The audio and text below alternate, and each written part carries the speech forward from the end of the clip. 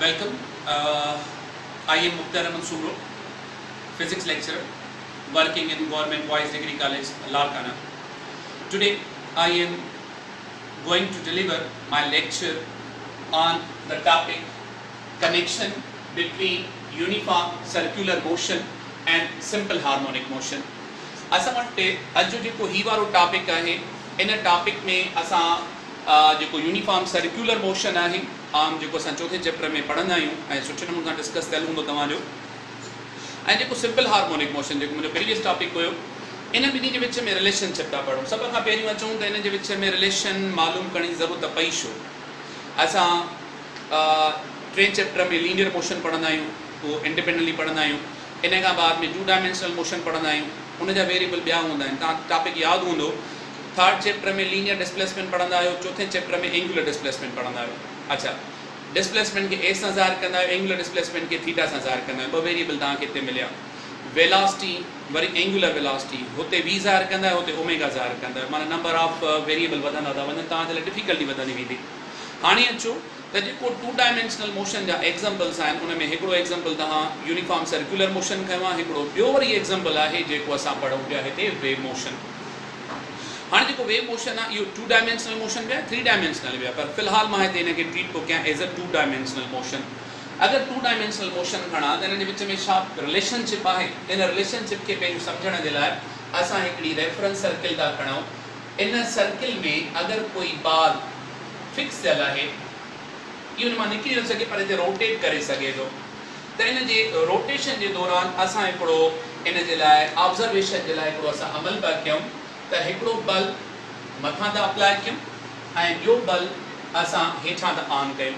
इहे 2 बल्ब मां ॿारियां पियो। ही बाल जॾहिं मथी सर्किल में गोल फिरंदो सेमी सर्किल में त मथियों बल्ब ऑन हूंदो ऐं जॾहिं हेठी सेमी सर्किल में मूव कंदो त हेठियों बल्ब ऑन कंदासीं। अच्छा, हाणे अगरि इन रोटेशन जे दौरान बाल हिते पहुतो आहे त इन जो शेडो किथे पहुचंदो, हिन पॉइंट ते। थोरी ॻाल्हि यादि रखिजो बेटे त बाल जेको आयो आहे उहो हिन सेमी सर्किल में आयो आहे ऐं शेडो जेको इन जो पहुतो आहे बाल जो उहो लीनियरली आयो आहे। अच्छा, इहो बाल भला हिते पहुचे त इन जो शेडो किथे पहुचंदो, हिन हंध ते। अच्छा, इहो ई बाल हिन हंध ते अचे त इन जो शेडो किथे पहुचंदो, हिन पॉइंट ते।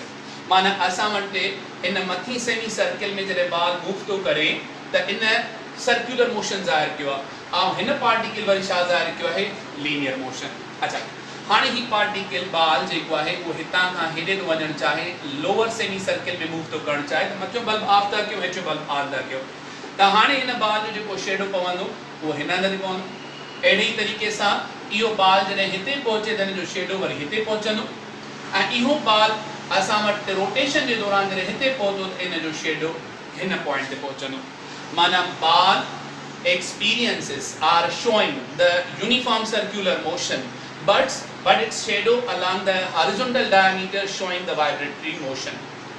हाणे हिते हिकिड़ी ॻाल्हि क्लियर थी त वाइब्रेटरी मोशन ऐं यूनिफॉर्म सर्कुलर मोशन असांखे हिकु ई मूवमेंट जे वक़्तु नज़र अचे पियो। मिसाल जे तौर ते मां हिकिड़ी सर्किल मूवमेंट ॾेखारियां पियो। अगरि मां तव्हांखे चवां त कोई पार्टिकल हीअं मूव थो करे, तव्हां साम्हूं था ॾिसो त तव्हांखे नज़र ईंदो हूंदो त हे पार्टिकल सर्किल में थो गोल फिरे, पर मां हीअं हॉरिज़ॉन्टल सर्किल में मां हिनखे अगरि गोल फिरायां त इन हॉरिज़ॉन्टल सर्किल में गोल फिरण वक़्तु तव्हांखे शायदि नज़र ईंदो हूंदो इहो पार्टिकल त शायदि इहो वेव मोशन थो करे। अगरि तव्हां मुंहिंजे वेझो बीठा आहियो, कैमरा मुंहिंजे वेझो रखियल आहे, तव्हांखे नज़र अचे पियो त ही पार्टिकल वाकई सर्किल में मूव थो करे। भला हिन कैमरा खे मां इलाही परते खणी वञा, लेट सपोज़ 1 किलोमीटर, त पोइ तव्हांखे छा नज़र ईंदो, तव्हांखे वेव मोशन नज़र ईंदो।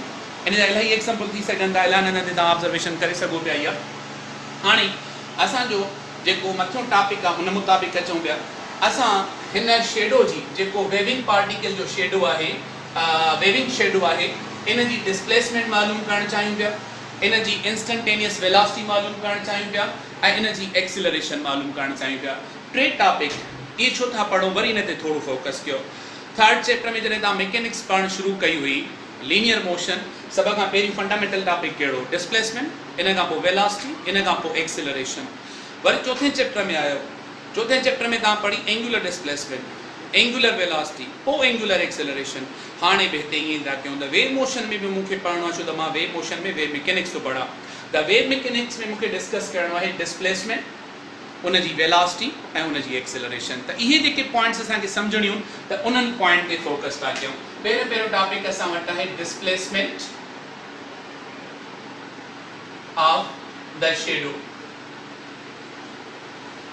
जेको शेडो आहे इन जी डिस्प्लेसमेंट मूंखे ॾिसणी आहे त पोइ मूंखे अहिड़ो ई रेफरेंस सर्किल ॿीहर ड्रॉ करणो पवंदो।